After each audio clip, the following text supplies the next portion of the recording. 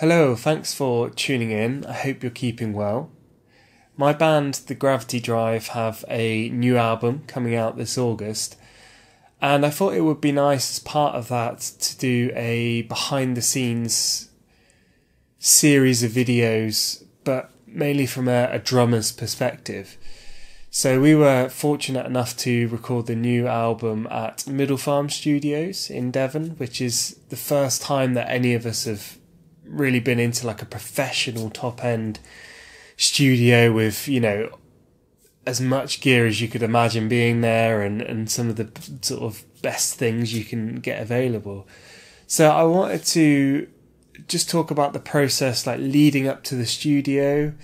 So, how we came up with the drum parts that ended up on the record, the gear that was used, and also I wanted to give you an insight and a listen into the actual individual drum tracks themselves, so you can kind of hear in more detail exactly what the drums are adding into each track as we go. So before we go any further, please consider subscribing and ding that notification bell to keep up to date with the new videos in this series as they come out. So the first song we're going to take a look at is a song called Kaleidoscope, which was originally written by Elijah on acoustic guitar, and the rhythm was fairly sort of straight on the beat, quite driving.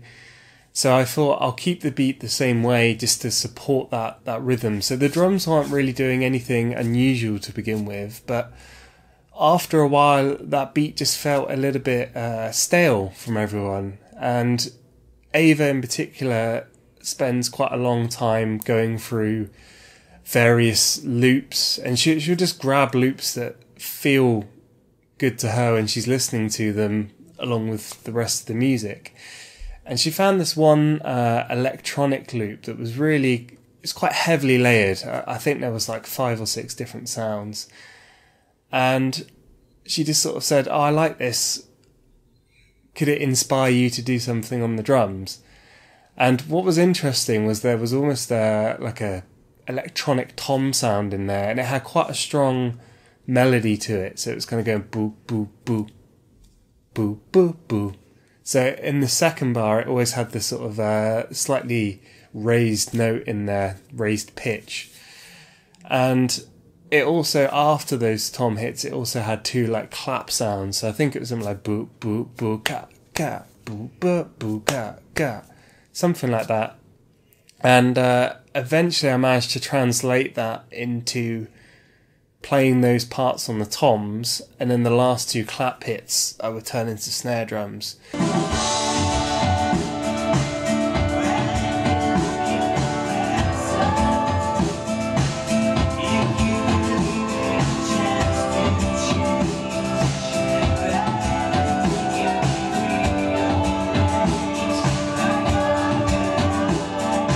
If I would have been left to my own devices, the beat would have been really straightforward and definitely not what it is now, had Ava not suggested that loop to me to see what I could create from it. So I remember leading up to the first session at Middle Farm that I knew we had sort of 4 or 5 tracks to put down in one day, and really I knew I had to go in there with the parts pretty much memorised and set in stone, so that we could get them down quickly and then move on to the next one. And I wanted to make a good impression there, so I bought the kit from our rehearsal space, and I made sure it was tuned up before we got there, and I bought lots of extra snares and cymbals, and kind of bought like the kitchen sink with me, because I just didn't really know what to expect. And when we got there, I set my kit up, and at the time the toms had like Evans black chrome heads, which are a very kind of specific sound, loads of attack, but not a very open sound, quite sort of naturally dead. And straight away they kind of called in from the control room and just said that wasn't working. And I remember at the time I thought, oh no, I took it really personally, and I almost felt a little bit threatened by that.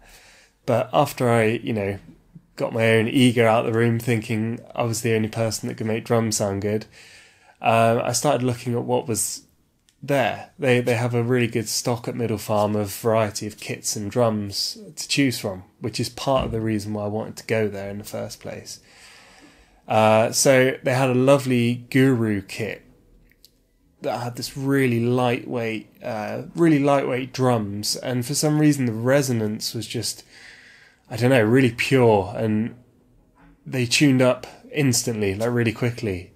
So I ended up using that kit, and I remember going there and just tapping on all the different snares, because I was thinking, oh, Black Beauty, I've never played one. And you just end up being a little kid in a sweet shop and just having to have a go. And then I saw, I recognised it was a Sona like signature snare. I've seen them, in catalogues and stuff. And it was tuned really low with like Halloween decorations on it. So tuned really low and fat, and I hit it and just immediately went, in the room, it just sounded incredible. Just boom. Really big, low fat kind of sound. So we ended up using that drum for a lot of things, because it just, in that room, and the way it was tuned, it just seemed to really tie in well with that. So yeah, that ended up being the main snare. And then for a bit of variety in the part, I was using a side snare for the second hit at the beat. And we were struggling to get the tuning, and there was also a really nice Guru ash stave drum, I think it was. So I thought, I can't get the tuning of this right. So I just took all the tuning down to the lowest it could go.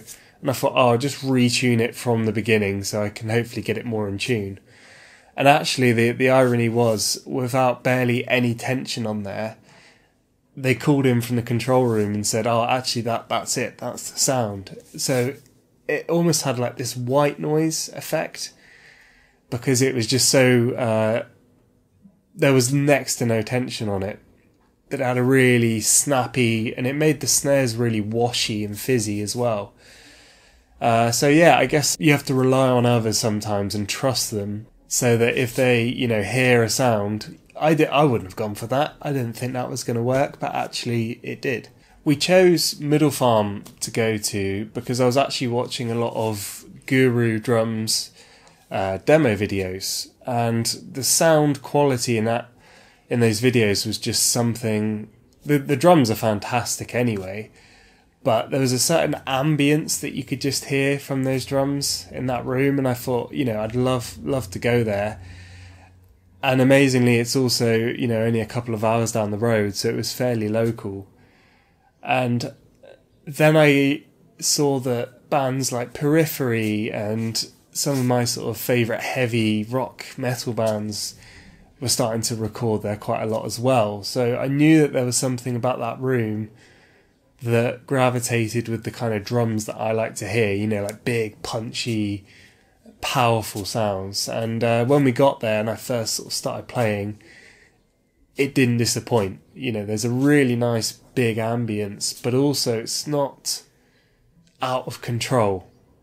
It does die down quite quickly, but it just kind of sounds alive. It's hard to explain, but it's a magical place, I think. And after having that experience, I completely understand why professional recording studios offer something way above what the average home studio owner with a basic interface can produce with drum sounds. Okay, so here we are going to take a look at the drum tracks now, and as I mentioned earlier, I wanted to show you the original demo part that I had before it's sort of morphed into the part that it is now. And this is the one that's quite straight and on the beat and just supports the guitar, but it's not necessarily an exciting beat per se, but it did the job quite well at the time. So anyway, you can have a listen to that first of all.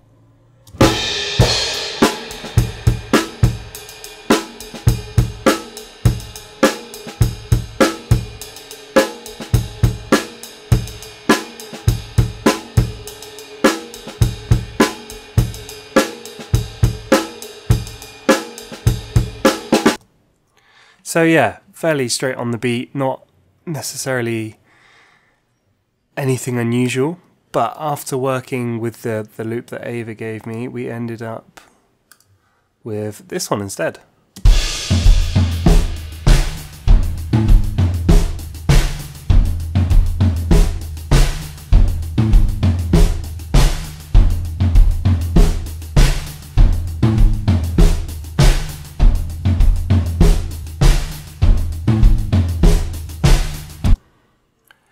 So to me, hopefully there straight away you can get an idea of the character of the drum room there at Middle Farm, that it's pretty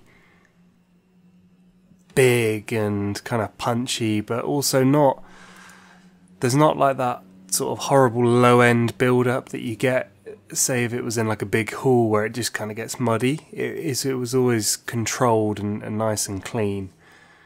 So yeah, it's quite different to the original sort of demo part that I had. So perhaps what we can do is just run through some of the different mics that I've got here. Let's just sort of stretch this out a little bit more. So I forgot to mention earlier that the bass drum was I think it was a 24-inch Birch Premier, and that had it had some really nice attack, but like loads of woofy low end, you know, if you required it. So it's what the kick-in mic sounds like.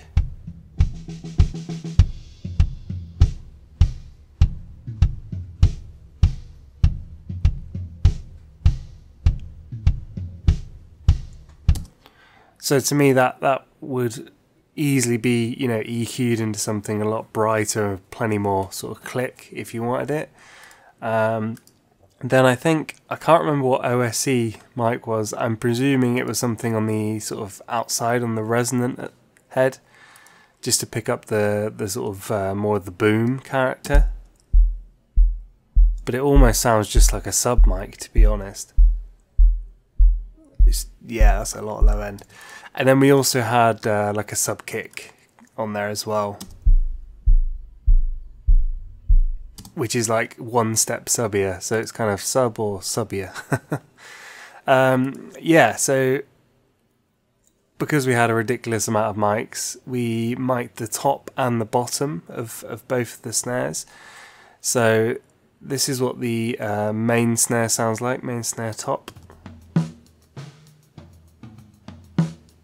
So it's quite dark. But with the bottom,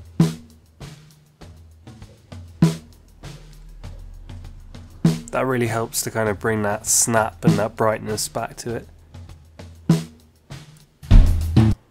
And then snare 2, that was the Guru that was tuned really low, so there was the slightest bit of tension, and that gives that adds that white noisy splash effect at the end of the bar every time.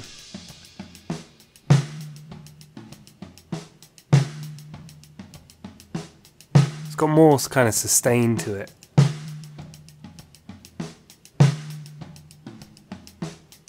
Again, the top mic sounds quite dark actually, so the bottom mic really brings out the brightness of the snares.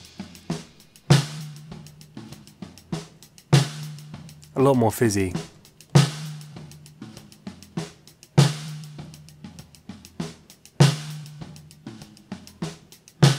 So let's have a listen to the close mics on the toms, and you'll be able to hear that melody that I mentioned earlier that came from the programmed part that Ava found.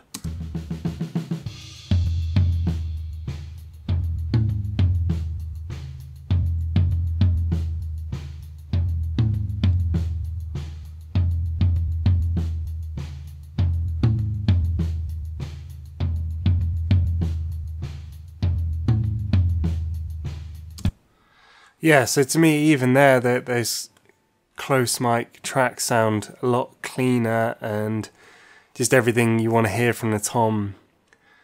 I suppose that's, you know, a good engineer, and I think they probably went into some of the outboard EQs and compressors and stuff anyway, so they, you know, naturally have been a bit sweetened before they've been recorded.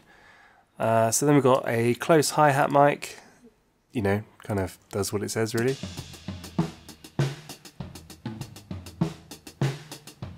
And you can hear how live the room is, because that's still picking up a lot of the kit, even though it's like directly above the hi-hat.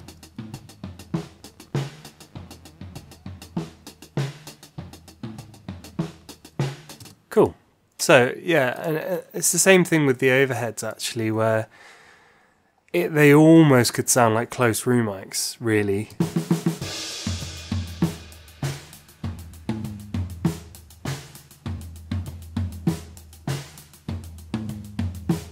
I love the attack that they pick up of the drums.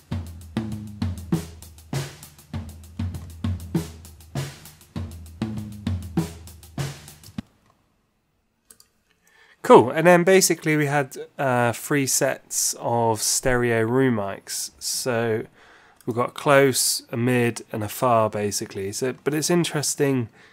It's probably the position of the mic alongside what mic it actually is.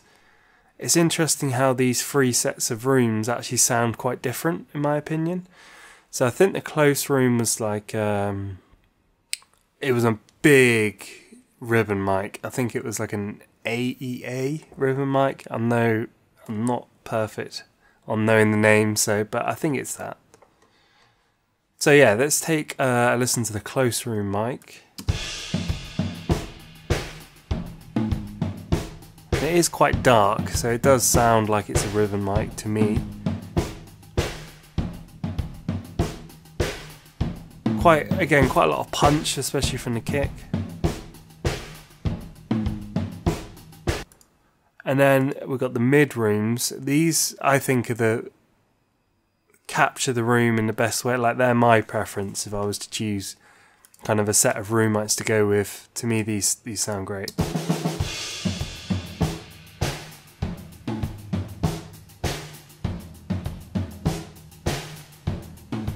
It's got punch, but it's also got more of that ambience to it. It sounds big.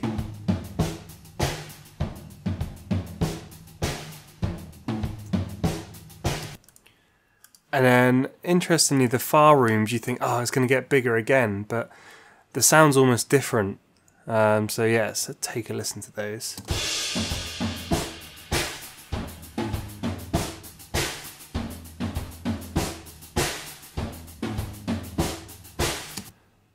And again, this is probably like maybe the engineer made some choices so that all the room mics would work together, which I think they do.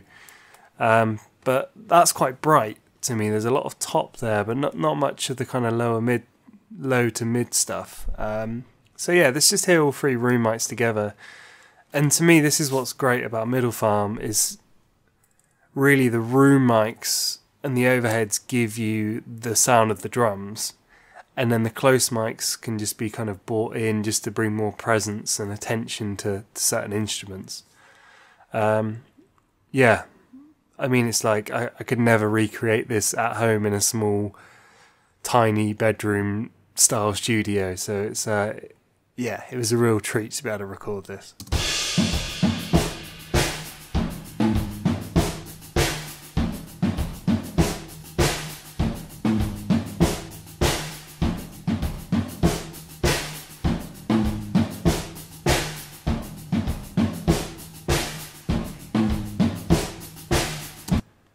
And I think what's great about the far room is it accents that splashiness of that second snare, so it really helps add a bit of sustain on.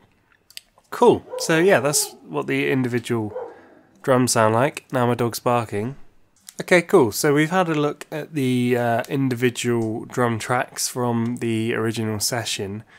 What I wanted to do now is to actually play the mixed version of the track and actually show you because the drums sound great to me like that, but in the final track there's definitely a lot of things that have been, processed, and we were lucky to work with Chris Potter, who took the mixes and made them sound like really, really good. He's definitely very skilled, and everything's really like clean and precise, but nothing's too harsh or anything like that. Yeah, I mean, obviously he's been working with some amazing artists for a long time, so it makes sense that he's great. So yeah, anyway, so if I just play a little bit of the original Middle Farm recording.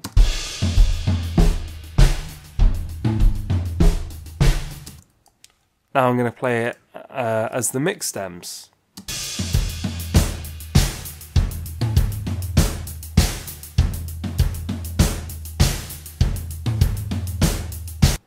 So just go back to the original stems one more time.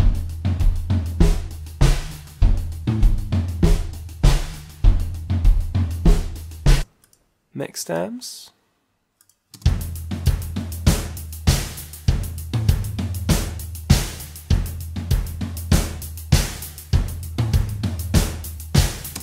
And what I love is it's just really bright and punchy now, but it's still got that room sound to it. Which, yeah, I've always been I like a bigger, more ambient drum sound. You know, I'm a drummer. What do you expect? Cool. So I'm going to use the mix stems now going forward, and I just wanted to run through some of the parts. So I come in at the end of the verse, and it's kind of leading into the build-up section. You've only got to realize. Slightly so you hear drums. There's nothing you should compromise. And then it kicks off into this quite edgy, kind of angular rhythm, which builds up into the chorus. Nothing you should compromise.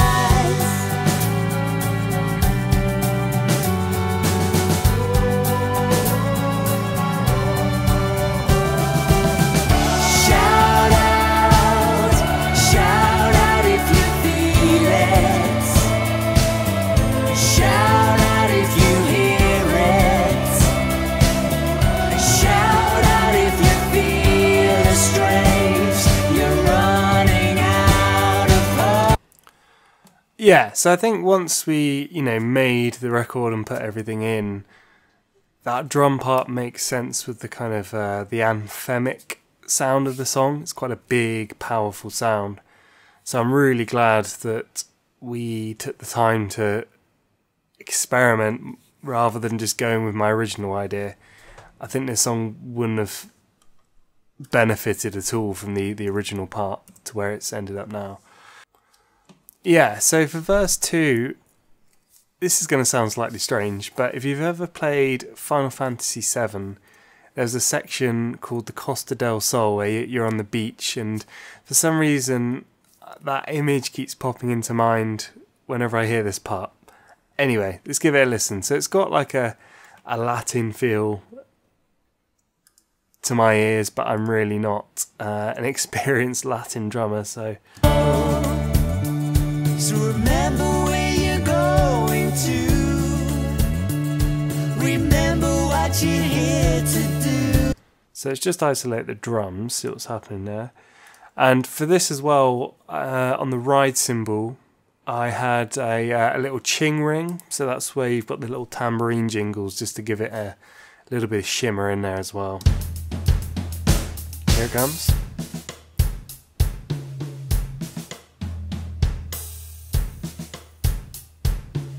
Just adds a nice little shimmer off the end.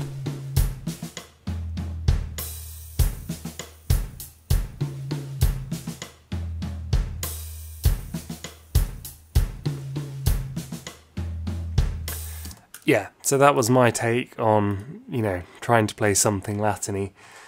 Cool. Yeah, so then pretty much the parts are the same. So the chorus beat for all the choruses is going to remain as what you've already heard. But I just wanted to go to the solo, because actually at that point I wanted to kick back into more of a traditional sort of... At the moment this is almost like a half-time... Not half-time, but it's... I'm only really playing... No, it is half-time. I'm going to say it's half-time. But I wanted to kind of go into more of a double-time feel for the chorus. So let me just find... Rearranged like our kaleidoscope. Shout out if you feel it. Shout out if you hear it. Shout out if you feel it.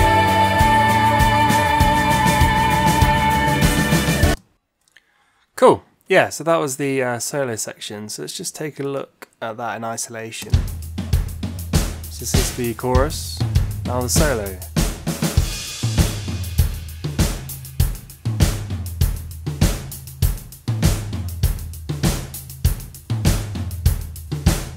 So for this section I wanted the toms to have more melody to them.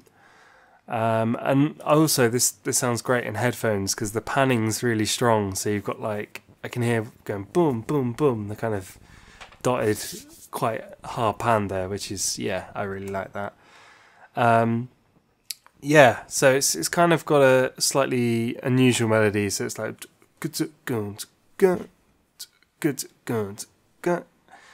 it goes kind of middle tom, floor tom, and then high tom.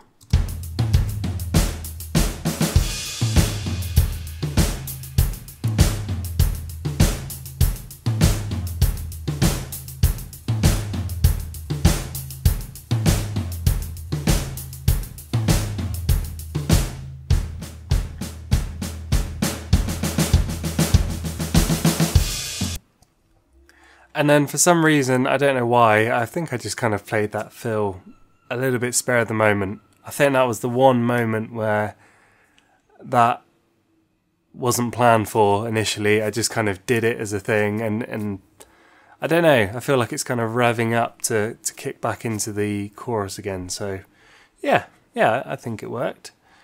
Yeah, and that's, you know, that's pretty much it, all the elements of the song. Last of all, I just wanted to quickly, let's just bring in the percussion as well, because the percussion definitely adds another layer of groove. And the hi-hat is basically, at the moment, it's filling in between the tom hits, and sometimes it just drops the treble momentum a little bit. So the percussion really helps just to keep the drive and the sort of top end side of things. So coming in to the chorus again. 1, 2, 3, 4. Oh, sorry, not yet. Okay, here we go. Back into the chorus. Bring in the percussion.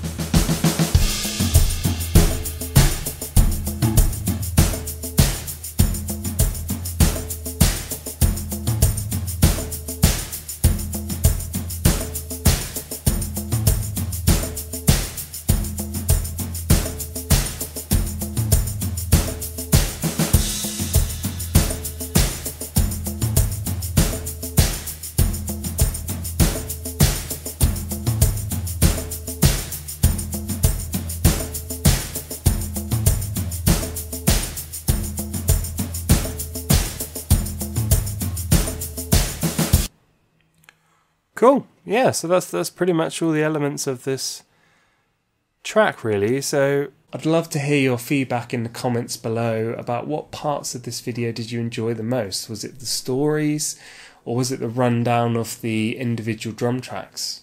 If you enjoyed this video, please give it a like and remember to subscribe for future videos, and I'll see you in the next one. Take care.